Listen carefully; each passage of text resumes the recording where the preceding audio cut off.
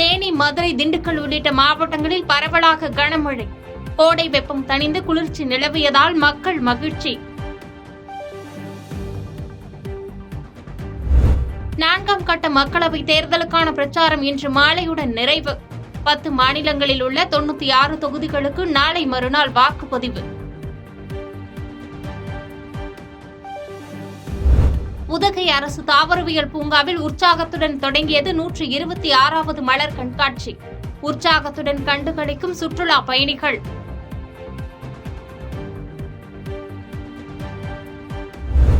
மல்யுத்த வீராங்கனைகளுக்கு பாலியல் தொந்தரவு கொடுத்த விவகாரம். வலுவான ஆதாரங்கள் உள்ளதால் பாஜக எம்பி பிரிஜ்பூஷன் மீது குற்றச்சாட்டு பதிவு செய்ய டெல்லி நீதிமன்றம் உத்தரவு.